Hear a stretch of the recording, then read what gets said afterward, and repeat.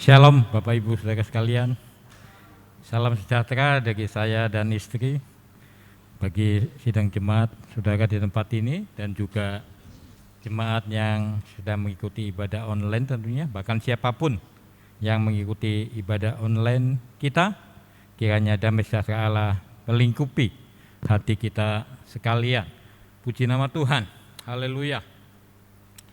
Saya mengambil tema firman Tuhan itu meresponi panggilan surgawi. Saya percaya setiap orang percaya, setiap anak Tuhan ketika membaca ini meresponi panggilan surgawi akan berkata yes. Saudara, yes or no? Yes? Yes, amin. Walaupun nanti mesti dibuktikan dalam hidup kita dengan perbuatan-perbuatan yang memang meresponi panggilan Allah. Tapi hati dulu yes. Sebab kalau hati sudah menolak, kesananya akan menolak. Tapi kalau hati yes, ya kesananya mudah-mudahan tetap yes, bukan no. Dah haleluya. Puji Tuhan. Ya, mari kita akan lihat ayatnya, Filipi 3 ayat 14 sampai 15. Saya bacakan buat kita sekalian dari Rasul Paulus kepada sidang jemaat di Filipi. Dan berlari-lari kepada tujuan untuk memperoleh hadiah, yaitu panggilan surgawi dari Allah dalam Kristus Yesus. Karena itu marilah kita yang sempurna berpikir demikian, dan jikalau lain pikiranmu tentang salah satu hal itu akan dinyatakan Allah juga kepadamu. Ada beberapa alasan mengapa kita harus, bahkan menurut saya meresponi saja tidak cukup. Ya, makanya saya di sini berkata, mengapa kita harus sangat meresponi panggilan surgawi. Amin. Meresponi saja tidak cukup, tapi harus sangat meresponi. Amin, saudaraku. Ya, karena pertama ada beberapa alasan, mungkin tidak semua, beberapa saya katakan. Karena panggilan surgawi itu berasal dari Allah dalam Kristus Yesus, tadi ayat 14 ya, yaitu panggilan surgawi dari Allah dalam Kristus Yesus. Dari Allah yang menciptakan langit, bumi dan segala isinya, hanya satu Allah yang benar, walaupun di luar sana banyak orang menyembah Allah. Tapi Allah di dalam Yesus. Panggilan ini kalau kita mendapat panggilan atau undangan dari, nggak usah presiden deh, mungkin camat atau lurah, kita akan menghormati dan menghargai, bukan? Tapi ini panggilan dari surgawi dari Allah yang menciptakan langit, bumi dan segala isinya, yang menjadikan kita manusia menurut gambar dan rupanya. Jadi meresponi saja tidak cukup, harus sangat meresponinya. Haleluya, puji nama Tuhan. Yang kedua, mengapa kita harus sangat meresponi panggilan surgawi itu? Merupakan hadiah dari Allah dalam Kristus Yesus. Ayat 14, dan berlari-lari kepada tujuan untuk memperoleh hadiah, yaitu panggilan surgawi. Jadi ini hadiah yang luar biasa. Siapapun saya rasa kalau dapat hadiah, walaupun bentuk sederhana, kita akan senang ya. Ada yang tidak senang kalau dapat hadiah. Misalkan ada yang kirim makanan, gua mah nggak suka deh makanan itu. Saya kira tidak demikian ya. Kita tentu oke, terima kasih, walaupun mungkin nggak suka, oke, kita menghargai. Ini hadiah dari Tuhan, jadi luar biasa. Panggilan surgawi itu hadiah dari Tuhan. Luar biasa saudaraku yang dikasih oleh Tuhan. Kemudian yang ketiga, bersifat kekal. Kalau ada panggilan dari dunia, dari siapapun di dunia ini, itu bersifat fana. Mati nggak dibawa pulang, ya. Bersifat fana, nggak kekal. Tapi panggilan surgawi bukan panggilan yang fana, tetapi panggilan kekal, karena berasal dari surga, bukan dari dunia. Dari Allah yang bertata di kerajaan surga, kita mendapat panggilan surgawi itu sebagai satu hadiah. Artinya hadiah bukan karena perbuatan kita mendapat hadiah itu. Tapi Yesus yang sudah melakukannya di kayu salib, turun ke dunia, mati di kayu salib, bangkit, naik ke surga sampai hari ini. Sejak Yesus naik ke surga, duduk di sebelah kanan Allah Bapa, dia berdoa syafaat bagi setiap umat-umatnya dari generasi sudah 2000-an tahun kira-kira sampai hari ini. Semua pekerjaan Tuhan, semua anak Tuhan, semua pengikut Tuhan terpelihara dari generasi ke generasi. Selalu ada yang menjadi murid Yesus, meneruskan. Karena pertama-tama doa Yesus yang duduk di sebelah kanan Allah Bapa. Kalau Yesus berhenti berdoa sebentar saja, mungkin tidak ada itu. Kita semua tetap menjadi pengiring Yesus. Jadi ini harus disadari. Kalau kemudian kita terbeban juga untuk berdoa, itu karena Tuhan. Sumbernya karena Yesus duduk di sebelah kanan Allah Bapa, berdoa syafaat buat umat manusia supaya selamat, buat kita pengikut-pengikutnya supaya jangan gugur imannya dari generasi sampai kepada generasi kita sekarang ini, bahkan nanti sampai kepada Yesus datang kali yang kedua. Jadi ini bersifat kekal, makanya oh haleluya. Jadi kita enggak cukup berkata meresponi panggilan Allah, sangat meresponi yes. Tapi kalau saya pribadi saya mau berkata sangat meresponi panggilan Allah. Yes. Yes. Yes.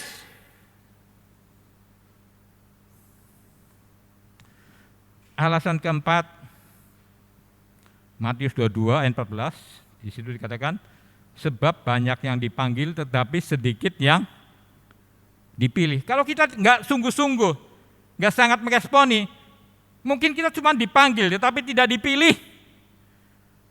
Betapa sangat mengerikan kalau kita setengah-setengah dalam mengiring kepada Tuhan. Kita enggak sungguh-sungguh. Kita biasa-biasa ada. Hati kita adem ayem saja ketika mendengar panggilan surgawi. Sama seperti kita kan, kita beli barang juga. Ada yang jelek, ada yang bagus. Kalau uang ada, beli yang bagus lah. Nggak mau beli yang jelek, kecuali mungkin terpaksa uangnya pas-pasan barangkali. Manusia saja pilih yang terbaik. Tuhan berhak dong pilih yang terbaik dari manusia yang diciptakan menurut gambar dan rupa. Sebab banyak yang dipanggil, tetapi sedikit. Mungkin kalau ayat ini berkata banyak yang dipanggil, banyak yang dipilih, ya rada lega barangkali saudara-saudaraku.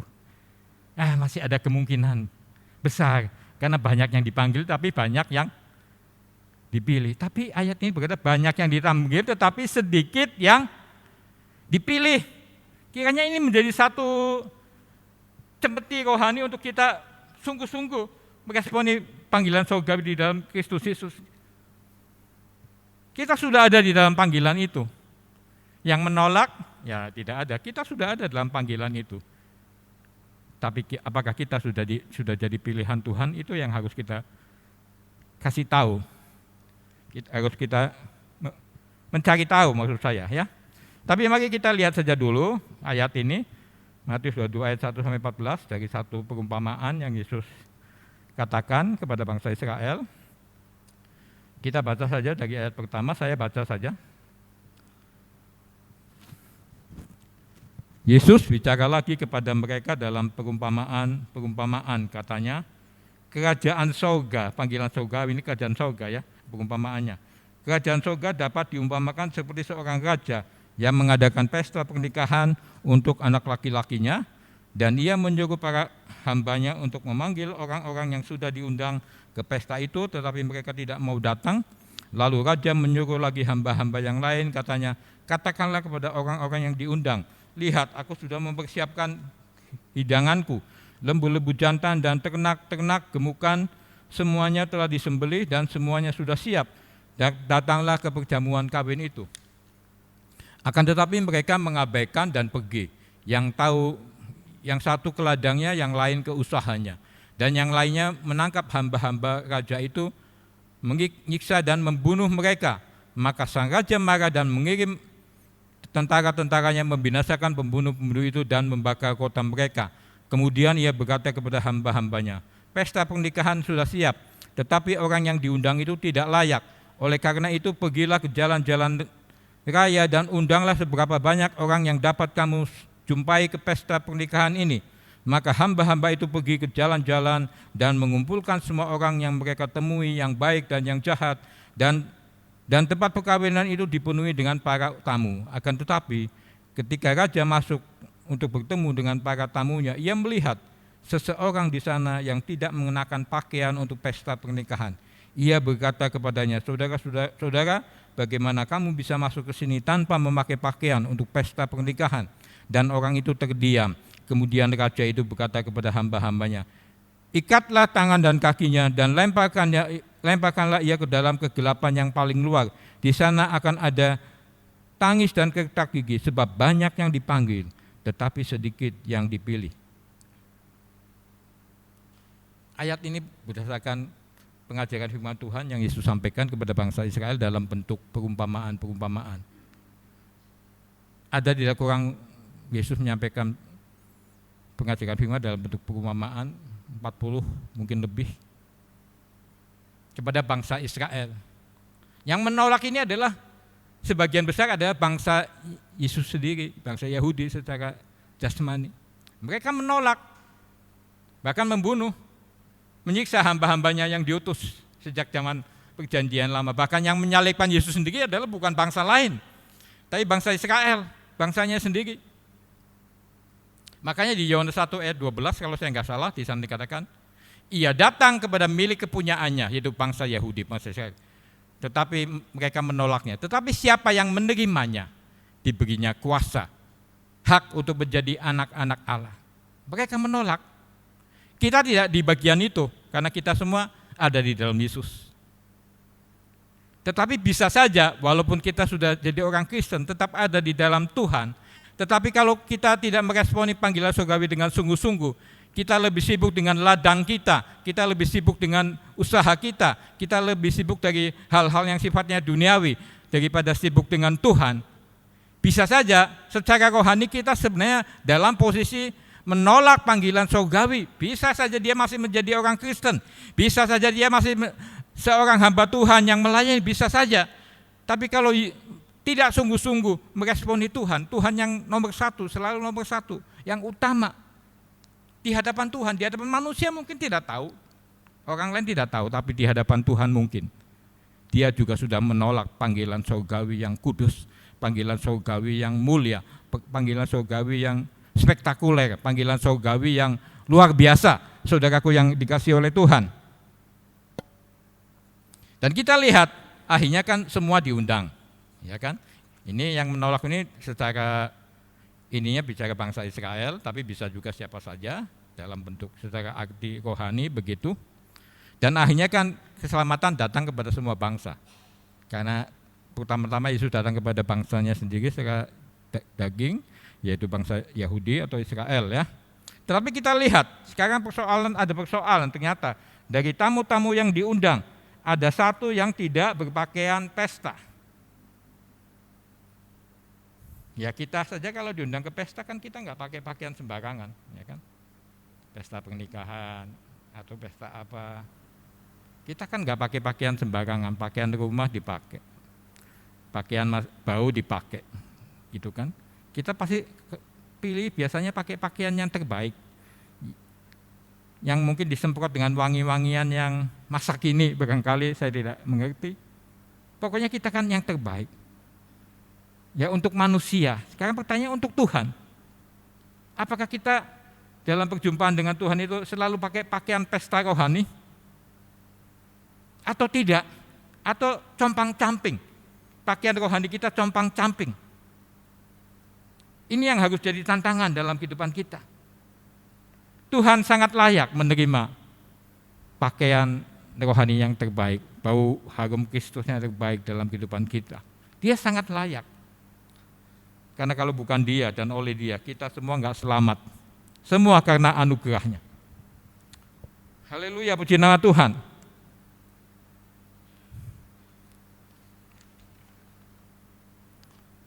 Mari kita sekarang kembali kepada ayat pokok kita, ayat sebelumnya ya, tadi Filipi 3 ayat 14. Jadi saudara-saudara, dalam perjamuan dengan Yesus itu tiap saat ketika kita berjumpa dengan Yesus secara pribadi, secara komunitas, seperti acara-acara di gereja itu harus suasana perjamuan kawin. Jadi kita harus selalu siap dengan pakaian pesta rohani. Mari kita lihat Filipi 3 ayat 10 sampai 14. Dikatakan Rasul Paulus di sini, yang ku kehendaki ialah mengenal Dia dan kuasa kebangkitannya dan persekutuan dalam penderitaannya, di mana aku menjadi serupa dengan Dia dalam kematiannya. Yang ku kehendaki. Dalam bahasa Indonesia sehari-hari ayat 10 dikatakan, satu-satunya yang saya inginkan ialah supaya saya mengenal Kristus dan mengalami kuasa yang menghidupkan Dia dari kematian. Saya ingin turut menderita dengan Dia dan menjadi sama seperti Dia dalam hal kematiannya. Satu-satunya keinginan Rasul Paulus sebagai orang percaya, dia tidak punya keinginan yang lain, dia tidak punya keinginan untuk harta, kedudukan, pujian manusia, atau apapun juga yang bersifat tidak kekal. Dia cuma ingin satu. Bagaimana dengan saudara dan saya sampai pagi hari ini? Masih punya keinginan-keinginan yang lain yang tidak sesuai firman Tuhan? Masih punya keinginan daging, keangkuhan hidup, keinginan mata? Mari tanyalah kepada diri sendiri, tanyalah kepada Tuhan, masih ada tidak? Kalau masih ada, saudara belum memenuhi kriteria ini, yang ku kehendaki, satu-satunya yang ku kehendaki ialah supaya mengenal Kristus dan mengalami kuasa yang menghidupkan Dia dari kematian. Saya ingin turut menderita dengan Dia. Jadi pengikut Tuhan itu harus pikul salib dan menyangkal diri. Ada salibnya. Enggak eng-eng saja, enggak enak-enak saja, ada salib. Menjadi pendaging dengan segala hawa nafsunya. Ini panggilan surgawi. Masih mau meresponi panggilan surgawi di dalam Yesus? Walaupun pikul salib tiap hari, walaupun nyangkal dikit tiap hari, mari coba jawablah kepada Tuhan. Dia ada di tengah-tengah kita pagi hari ini. Saya tahu pasti, saya merasa. Mari bertanya, benarkah satu-satunya yang kuinginkan hanyalah mengenal Dia, kuasa kebangkitannya, dan turut menderita. Bukan terpaksa, turut memikul salib tiap hari. Menjadi satu kesukaan, walaupun sulit. Memang sulit, dengan kekuatan ini enggak mungkin. Tapi ada Roh Kudus nanti yang sudah disediakan jadi penolong buat saudara dan saya, sehingga kita mampu. Dalam firman Allah yang hidup, ayat 10 ini, sekarang saya telah melepaskan semua hal lain. Tadinya mungkin ada keinginan-keinginan lain dalam pribadi Paulus, sekarang dia sudah melepaskan. Tinggal satu-satunya yang kuinginkan tadi adalah mengenal Dia dan bla bla bla. Ya, gitu tadi lanjutannya. Sekarang saya telah melepaskan semua hal yang lain. Saudaraku dan saya mau melepaskan semua hal yang lain, yang duniawi, yang tidak berkenan kepada Allah, yang tidak sesuai dengan kebenaran firman Tuhan. Jadi kita meresponi tidak cukup dengan kata-kata, walaupun harus dimulai dengan hati, tapi harus dibuktikan dengan fakta, dengan kenyataan dalam kehidupan kita sehari-hari di dunia ini, dimanapun kita berada. Saya sadar bahwa itulah satu-satunya cara untuk mengenal Kristus dengan sungguh-sungguh. Jadi kalau masih ada keinginan-keinginan duniawi, nggak mungkin bisa mengenal Kristus dengan sungguh-sungguh. Keinginan-keinginan duniawi yang masih ada dalam hidup kita menjadi penghalang besar, penghalang terbesar untuk kita dapat mengenal Kristus dengan sungguh-sungguh. Karena Yohanes 4 ayat 23-24 berkata Allah itu roh adanya. Barang siapa menyembah Dia wajib menyembah dalam roh dan kebenaran. Untuk mengenal Kristus dengan sungguh-sungguh, untuk mengalami kuasa yang menghidupkannya kembali, serta untuk mengerti apakah artinya menderita dan mati bersama dengan Dia. Masih bisa berkata pagi hari ini, Tuhan, aku mau belajar seperti Rasul Paulus, yang satu-satunya kudaki adalah mengenal Dia, bukan yang lain. Masih bisa berkata yes untuk itu? Satu-satunya yang kudaki adalah mengenal Dia dan kuasa kebangkitannya dan turut menderita bersama dengan Dia. Haleluya, puji nama Tuhan. Berbahagia saudara yang sampai di sini tetap yes. Bahkan yes, yes, yes. Tuhan melihat hati saudara dan hati saya. Ayat 11, supaya aku akhirnya beroleh kebangkitan dari antara orang mati. Ini panggilan surgawinya seperti ini, saudara. Mengenal Dia, mengalami kuasa kebangkitannya, turut menderita, pikul salib, ini panggilan surgawinya. Supaya aku akhirnya beroleh kebangkitan dari antara orang mati, ini hadiahnya. Kalau kita siap mengikut Yesus seperti jejak dari Rasul Paulus sebagai contoh dan teladan, hadiahnya sehingga aku akhirnya beroleh kematian dari antara orang mati. Kalau belajar dari kitab Wahyu ada dua macam, ya dari Alkitab ada dua macam. Ada kematian orang-orang percaya yang sudah meninggal di 1 Tesalonika 4 kalau saya tidak salah. Nanti pada nafiri ditiup, Tuhan mau datang kali kedua menjemput umat-umatnya yang masih tinggal. Sebelum ada gereja yang diangkat, disempurnakan itu, sebelumnya orang yang mati lebih di dalam Tuhan lebih dahulu bangkit. Nah itu kebangkitan yang Rasul Paulus maksudkan, kebangkitan orang mati. Tapi nanti ada kebangkitan yang kedua, yaitu kebangkitan sesudah kerajaan 1000 tahun damai, kitab Wahyu, saudara sudah belajar itu. Itu nanti ada kebangkitan kedua, setiap manusia yang mati, yang mungkin mayatnya nggak ketahuan di mana, mungkin tenggelam di laut, akan dibangkitkan dan nanti akan diadili dan masuk kepada penghukuman neraka kekal selama-lamanya. Ini hadiah kekal yang luar biasa. Kebangkitan, sering kali disebut kebangkitan pertama begitu. Ya kan?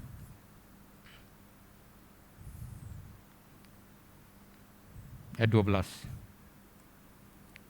Bukan seolah-olah aku telah memperoleh hal ini atau telah sempurna, melainkan aku mengejarnya. Kalau aku dapat juga menangkapnya, karena aku pun telah ditangkap oleh Kristus Yesus. Rasul Paulus tidak sombong, Rasul Paulus tidak terlalu percaya, overconfident, terlalu percaya diri gitu ya. Bukan seolah aku telah memperoleh hal itu atau telah sempurna, melainkan aku mengejarnya. Beberapa ayat dipakai kata mengejar. Jadi dalam hal ini mengejar itu nggak bisa alon-alon asal kakon atau jalan timik-timik. Mengejar itu kan artinya berlari. Ya kalau mengejar seseorang udah duluan, mungkin saudara pakai mobil, pakai motor, nggak bisa cuma pakai gigi 1. Kecepatannya berapa? Gigi 2 juga nggak bisa, gigi 3 juga nggak bisa.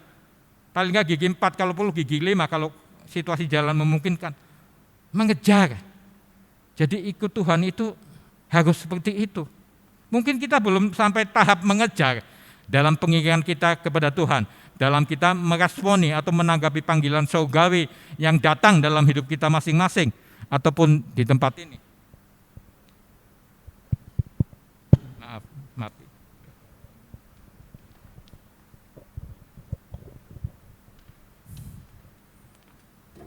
Saya pernah sampaikan di waktu yang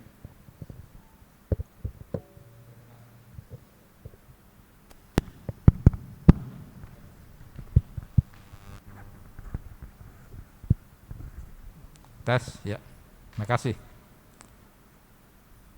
Saya masih ingat ayat yang beberapa waktu lalu saya sampaikan, 1 Korintus 14 ayat 1, kejarlah kasih itu. Jadi nggak bisa santai-santai, jalan santai dalam kita mengiring Tuhan. Mesti dengan kecepatan penuh mengejar.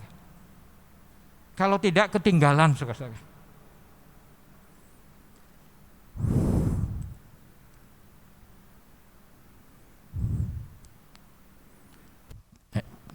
Jadi ini ya, panggilan surgawi harus dikejar dengan kekuatan dari Roh Kudus tentu, bukan dengan kekuatan sendiri. Hanya dalam Roh Kudus kita bisa melakukan itu. Nggak usah mengejar, jalan pelan-pelan juga kalau tanpa penyertaan Roh Kudus, no, nggak mungkin. Malah kita kalau tanpa kekuatan Roh Kudus kita akan menjauhi panggilan surgawi itu. Bisa aja tetap jadi orang Kristen, tapi di hadapan hadirat Tuhan sudah menjauhi. Kalau kekristenannya nggak mau mengejar. Ini firman. Semoga masih tetap bisa menerima firman ya pada pagi hari ini. Ayat 13, saudara-saudara, aku sendiri tidak menganggap bahwa aku telah menangkapnya, tetapi ini yang kulakukan. aku melupakan apa yang telah di belakangku. Yang sudah-sudah lupakan, keberhasilan, kegagalan, lupakan. Kesuksesan mungkin, kemenangan. Kita hidup adalah untuk hari ini, tiap hari. Bukan untuk besok. Yang sudah-sudah. Kemarin disakiti orang mungkin, oke, lupakan. Kalau enggak, kalau kemarin orang nyakiti sampai hari ini kita masih mengingat, itu menjadi penghalang, saudara. Lupakan. Ini cara menanggapi berikutnya panggilan surgawi dalam Yesus. Aku melupakan apa yang telah di belakangku. Tadi kan di dalam firman Allah yang hidup ayat 10 berkata, sekarang saya telah melepaskan semua hal yang lain. Yang di belakang, apapun itu. Kalau enggak, kalau kita masih mengingat perkara-perkara yang di belakang, entahkah itu kesuksesan, kegagalan, sakit hati, dan lain sebagainya, saudara, itu membuat kita enggak bisa berlari di dalam Tuhan. Tadi kan dikatakan di firman Allah yang hidup. Sekarang saya telah melepaskan semua hal lain, saya sadar bahwa itulah satu-satunya cara untuk mengenal Yesus dengan sungguh-sungguh. Lepaskan itu jadi beban. Masa lalu itu jangan jadi beban, lepaskan. Lepaskan pengampunan kepada orang-orang yang sudah menyakiti saudara sekian lama. Lepaskan pengampunan. Sebab kalau kita enggak mengampuni, dosa kita juga tidak diampuni Allah. Ketika kita melepaskan pengampunan, hati kita akan lega, penuh dengan damai sejahtera. Kadang-kadang enggak sejahtera karena belum melepaskan keampunan. Kan Petrus pernah berkata, 7 kali kah Tuhan aku harus mengampuni orang yang bersalah kepadaku? Tuhan bilang bukan 7 kali, 70 kali 7. Aku telah dikatakan, Aku melupakan apa yang telah di belakangku, termasuk juga kesuksesan. Kadang-kadang orang yang hidup saat ininya mungkin kurang sukses, dia sering cerita masa lalu. Dulu aku sukses loh, usaha ini berhasil. Dulu pelayananku sukses loh, disertai Tuhan. Ada mujizat-mujizat yang terjadi. Sekarang bagaimana? Pertanyaannya kan itu. Maka apakah tetap disertai Tuhan? Apakah hidup kita tetap menjadi pilihan Tuhan? Masa lalu menjadi sebuah pelajaran. Selalu ada positifnya. Kalau kita melihat, termasuk itu kegagalan apapun lah. Kalau kita melihat masa lalu kita dari sudut pandang Kristus, dari sudut pandang yang positif, selalu akan menghasilkan positif. Tapi kalau sudut pandang yang negatif, tambah negatif.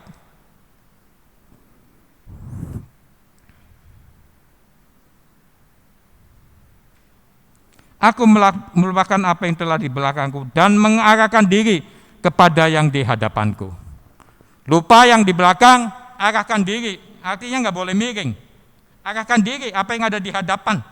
Orang lari kalau miring-miring, saudara nggak pernah bisa menang, malah paling akhir mungkin. Fokus. Haleluya. Mau fokus kepada Yesus? Fokus, saudara.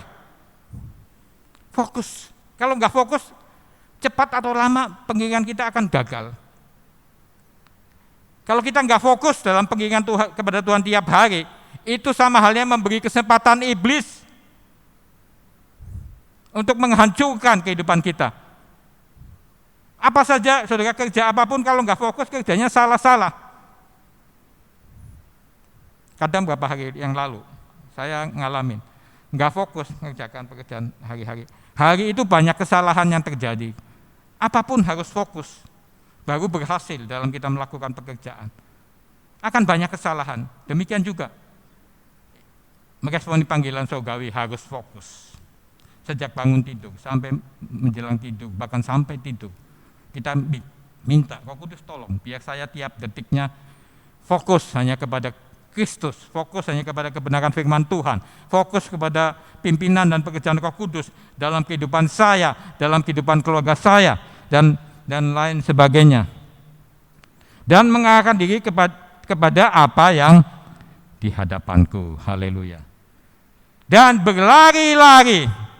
Sekali lagi di sini pakai kata berlari-lari, bukan jalan-jalan. bukan jalan santai.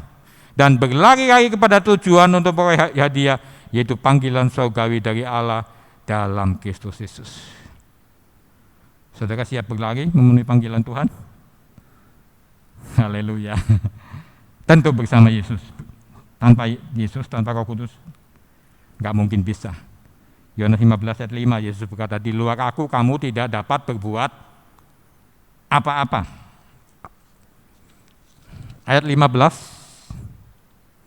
karena itu marilah kita yang sempurna berpikir demikian. Berpikir mengejar panggilan itu, melupakan apa yang telah di belakang, mengarahkan diri pada panggilan surgawi di hadapan Tuhan dan berlari-lari. Mari yang sempurna berpikir demikian. Segala sesuatu dimulai dengan pikiran yang menentukan segala sesuatu. Kalau pikiran tadi hati kita yes, ya untuk panggilan Tuhan. Tapi pikiran kita juga harus yes. Karena kendali ada di sini, pikiran dan perasaan. Ya, saya pernah sampaikan mungkin bulan-bulan lalu, hendaklah dalam hidupmu bersama menaruh pikiran dan perasaan yang didapat dalam Kristus Yesus, dalam kebenaran firman Tuhan. Karena itu marilah kita yang sempurna. Saudara dan saya, mau sempurna? Marilah. Karena itu marilah kita yang sempurna. Jadi yang nggak sempurna ya, nggak mau sempurna ya, terserahlah. Itu saya sudah sampaikan kebenaran firman Tuhan. Tanggung jawab saya di situ. Nanti yang mendengar tinggal respon kepada Tuhan. Persoalannya di situ. Yang berpikir demikian, dan jikalau lain pikiranmu tentang salah satu hal itu akan dinyatakan Allah juga kepadamu. Kalaupun ada hal yang lain, hal yang tidak sesuai dengan pikiran Kristus, yang tidak sesuai dengan kebenaran firman Tuhan, tetapi karena kita mau berpikir secara sempurna seperti tadi firman Tuhan yang sudah diuraikan, kalaupun ada kesalahan pemikiran, rencana atau tindakan, nanti akan, jikalau lain pikiranmu tentang salah satu hal itu akan dinyatakan Allah juga kepadamu. Tuhan akan menyatakan, sehingga kita tetap ada di jalan yang lurus itu, di jalan yang sempurna itu. Karena hati dan pikiran kita yes untuk itu. Nanti Tuhan, kalau ada salah, Tuhan ini salah loh. Cara pikirmu begini salah, cara tindakanmu begini salah, cara perbuatanmu salah, cara engkau berkata-kata kepada orang lain salah loh seperti ini. Akan selalu ada, tiap hari bahkan. Akan selalu ada ini salah. Jadi kalau kesalahan kita dinyatakan, jangan tersinggung atau marah. Kita mau belajar dewasa. Malah kita kalau akhirnya harus terlatih bilang, terima kasih, engkau sudah menyatakan kesalahanku. Itu barulah yang memenuhi panggilan surgawi secara utuh dan benar.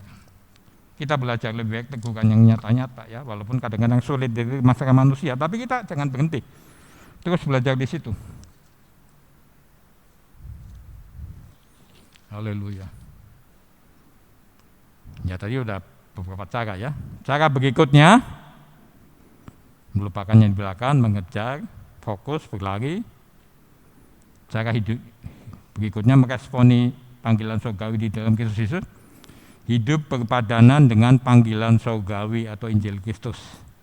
Ayat ini sebenarnya sudah disampaikan Pak Jo kemarin, bahkan Pak Jo sampaikan banyak ayat tentang panggilan surgawi, tentang panggilan-panggilan Tuhan, jadi saya tidak mau kupas lagi. Tapi satu ayat ini saja sedikit.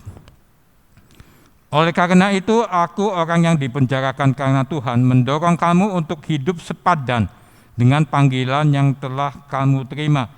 Sebab itu aku menasihatkan kamu, orang yang dipenjarakan karena Tuhan, supaya hidupmu sebagai orang-orang yang telah dipanggil berpadanan dengan panggilan itu. Sesuai dengan panggilan Tuhan, panggilan yang mulia. Biar hidup saudara dan saya juga dengan pertolongan Roh Kudus memuliakan Tuhan. Panggilan Tuhan itu panggilan yang kudus. Biar hidup kita juga siap mau dipimpin oleh Roh Kudus di dalam kekudusan. Kuduslah engkau sebab aku kudus, hanya orang yang kudus yang memandang wajah Tuhan, kata firman Tuhan. Berpadanan dengan Injil. Injil ini bukan Injil dunia, Injil surgawi, Injil yang kekal, yang bisa membawa orang hidup dalam kekekalan, masuk ke kekekalan nanti kalau sudah mati, dan lain sebagainya. Harus berpadan, jangan bertolak belakang dengan Injil. Kalau ada anak Tuhan, bahkan hamba Tuhan sekalipun, masih terlalu duniawi, hidupnya tidak bertolakan dengan Injil yang kudus. Harus sepadan. Walaupun ini sebuah proses panjang kadang-kadang, tetapi kita sepakat dulu. Hati dan pikiran kita sepakat dulu dengan firman Tuhan. Makanya saya saking nasihatin kadang-kadang kepada orang lain yang ketemu saya di luar sana, saya berkata, sekeras apapun firman Tuhan, itu firman Tuhan. Firman Tuhan adalah Allah sendiri, Yohanes 1 ayat 1. Jadi harus sepakat. Mungkin kita belum melakukan, tidak bisa melakukan, tapi sepakat aja dulu. Kalau hati dan pikiran kita sepakat, nanti Roh Kudus akan datang menolong kita dan akhirnya kita bisa melakukannya. Kan Roh Kudus sudah diberikan sebagai penolong untuk kehidupan kita untuk selama-lamanya. Jadi saya simpulkan begini, harus memiliki gaya hidup lifestyle surgawi. Ada haleluya? Jemaat Tuhan, harus memiliki gaya hidup atau lifestyle surgawi. Itu gaya hidup kita harus seperti itu. Jangan gaya hidup duniawi. Keinginan daging, keinginan mata, kangkut hidup menguasai, mendominasi hidup kita. Itu bukan gaya hidup surgawi.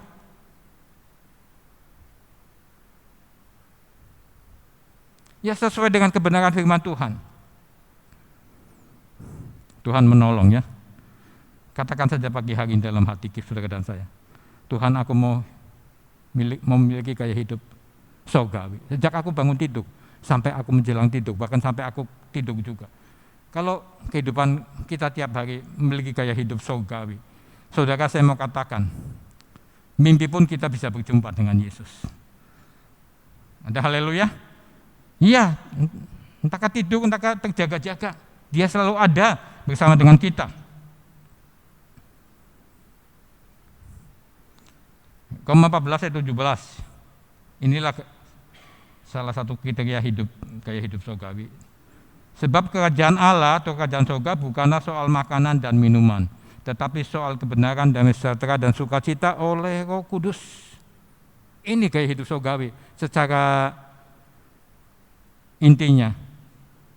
Kerajaan surga kerajaan Allah bukan soal makanan dan minuman, tapi soal kebenaran, damai sejahtera dan sukacita oleh Roh Kudus. Roh Kudus yang mengerjakan kebenaran.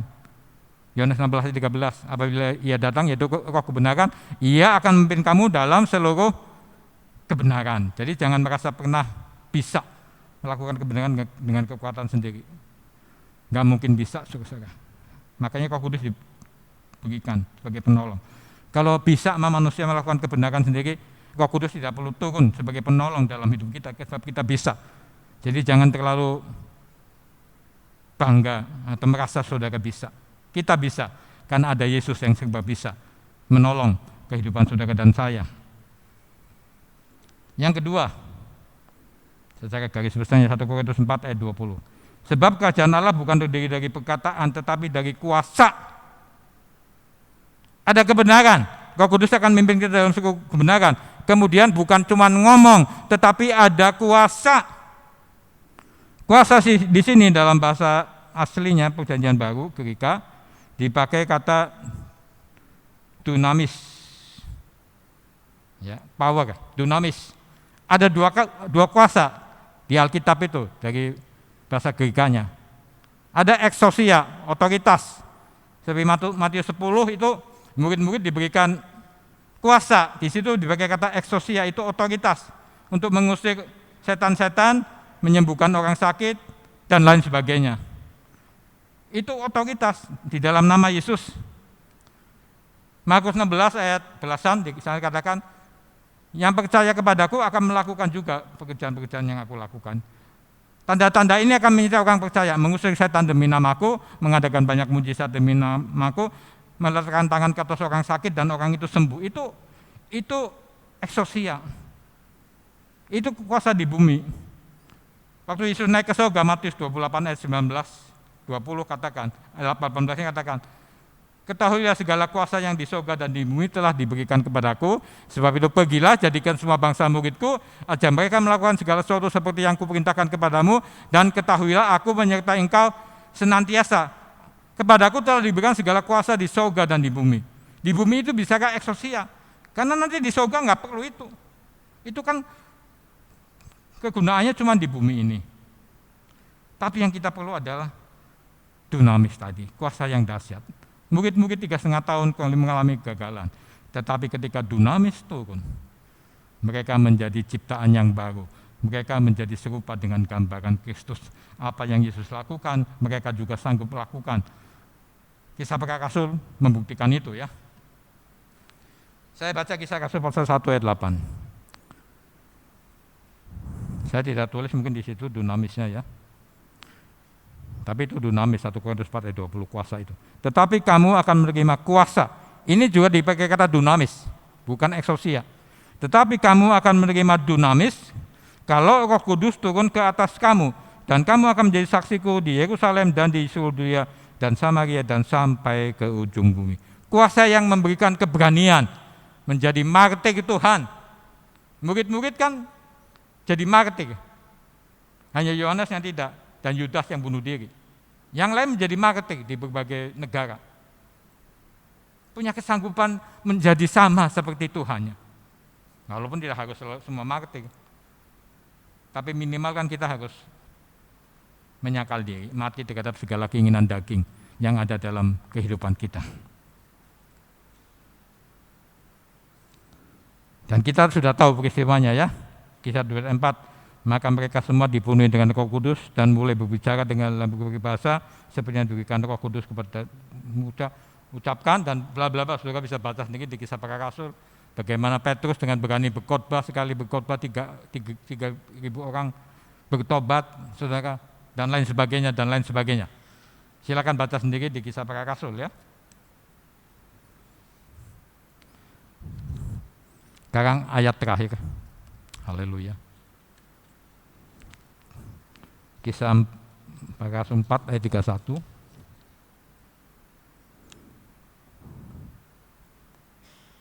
Kisah Rasul 2:4 kan kita di sini sudah ngalamin.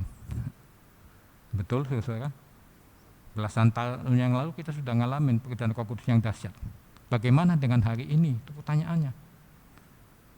Masih sama seperti yang belasan tahun yang lalu? Atau sebenarnya sudah mulai menurun?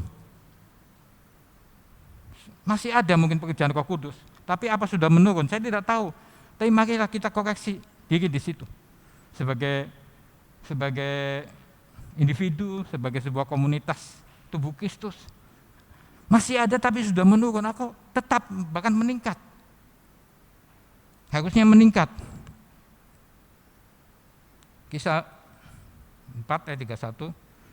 Dan setelah mereka berdoa, terguncanglah tempat mereka berkumpul bersama-sama, dan mereka semua dipenuhi dengan Roh Kudus, serta terus memberitakan firman Allah dengan berani. Haleluya, puji nama Tuhan. Kadang-kadang kita takut-takut memberitakan firman Tuhan, apalagi kalau dia dari seberang, ya. Tapi kalau ada Roh Kudus yang menggerakkan, kita dengan berani. Mereka mengalami lagi seperti Kisah Rasul pasal 2. Penuh dengan Roh Kudus 120 orang. Mereka mengalami lagi ketika Petrus dan Yakobus karena memberitakan firman dipenjara, ditahan.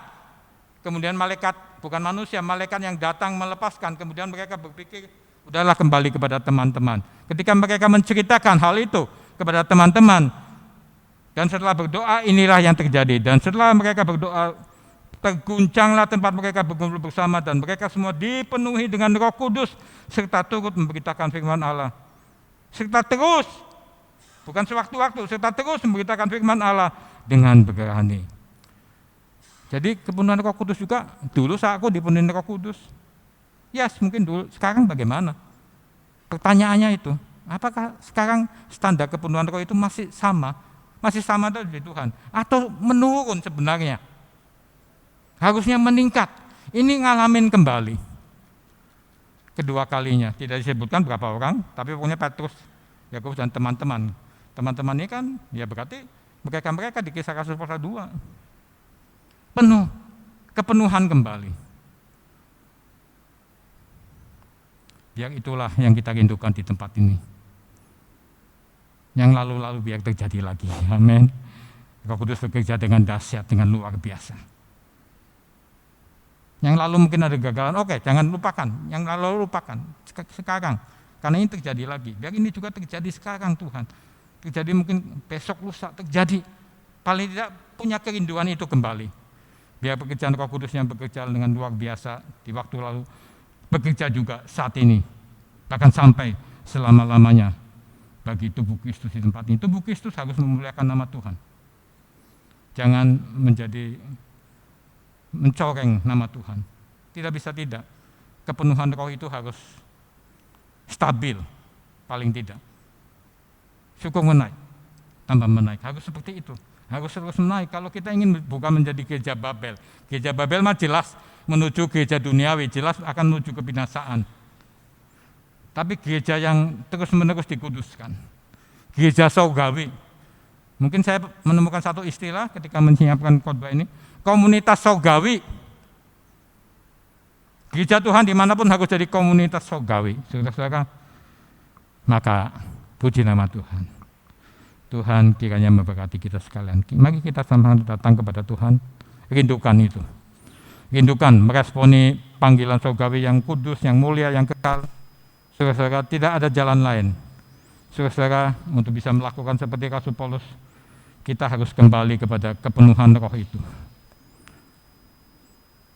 Mari sama-sama kita datang kepada Tuhan.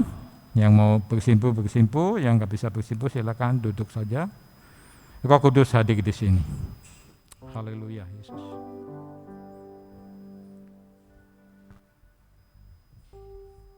Haleluya, Yesus.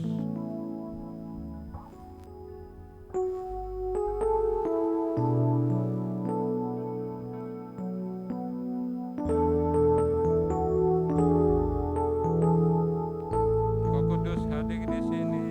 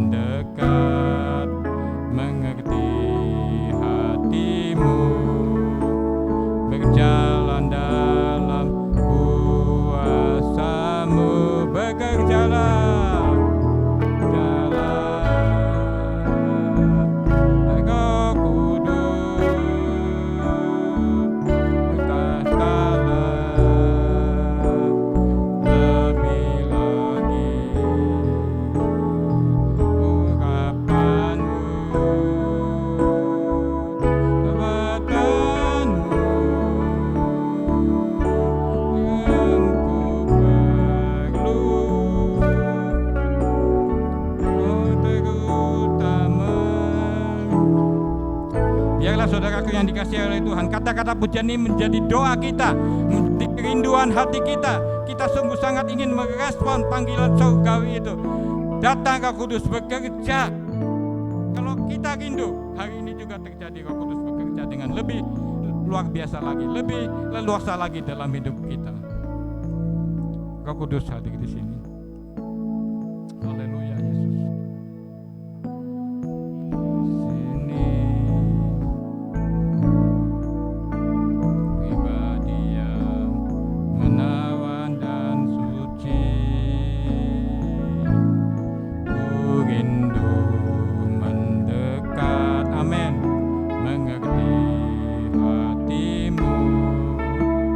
Berjalan dalam kehendak-Mu, amin.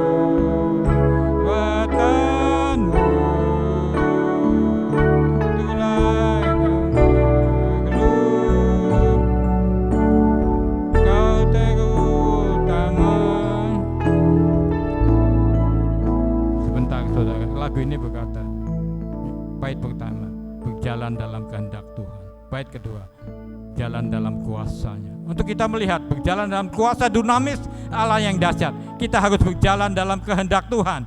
Kehendak Tuhan kita meresponi panggilan surgawi, melupakan yang di belakang, mengarahkan diri di hadapan, berlari-lari pada panggilan surgawi, hadiah panggilan surgawi itu kehendak Tuhan.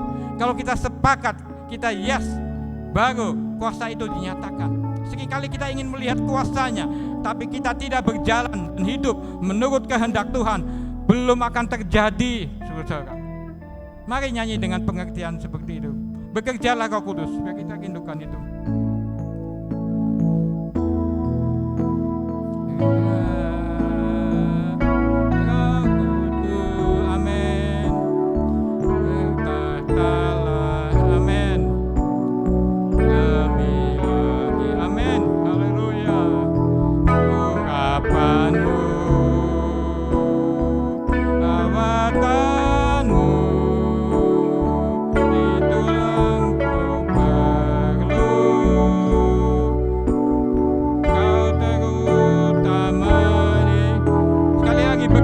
Katakan dengan sungguh-sungguh, pribadi lepas pribadi.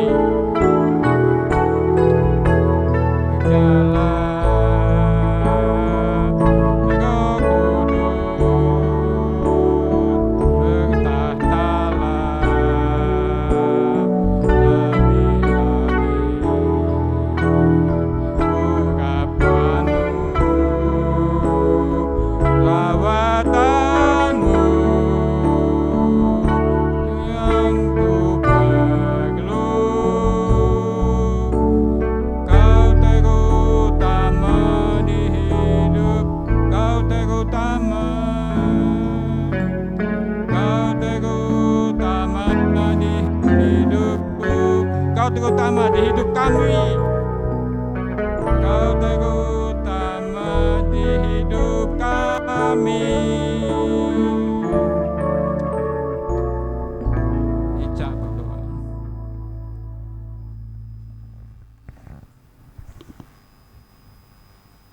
Bongkar dosa kami Tuhan, nyatakan salah kami Tuhan. Sebab kami tidak mau kami menjadi seperti sekam yang ditiupkan angin.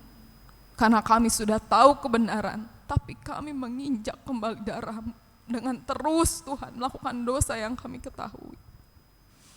Kami percaya Roh Kudus ada di sini. Roh Kudus bukan hanya ada di tempat ini, Roh Kudus ada di hati kami, dan jangan biarkan kami mendukakan Roh-Mu Tuhan. Jangan biarkan pelita itu menjadi padam Tuhan, sedangkan dunia yang semakin bertambah gelap ini, bukankah sudah menunjukkan tanda-tanda kedatangan-Mu semakin dekat? Bangkitkan roh kami Bapa. Biarlah roh kami menyala-nyala dalam melayani-Mu Tuhan. Sebab bukankah kami ini hamba-hamba-Mu Bapa? Biarlah di hati kami hanya ingin mengenal Engkau lebih dan lebih lagi, lebih daripada siapapun di dunia ini. Biarlah firman-Mu menjadi kecintaan kami lebih dari apapun Tuhan. Sehingga akhirnya mata kami boleh memandang keajaiban firman-Mu. Sehingga akhirnya kemanapun kaki kami melangkah Tuhan, kerinduan hati kami adalah untuk menyenangkan-Mu dan bukan manusia Tuhan. Karena kalau kami hanya ingin berkenan kepada manusia, kami bukan hamba Kristus Tuhan. Yes, Tuhan. Inilah kami.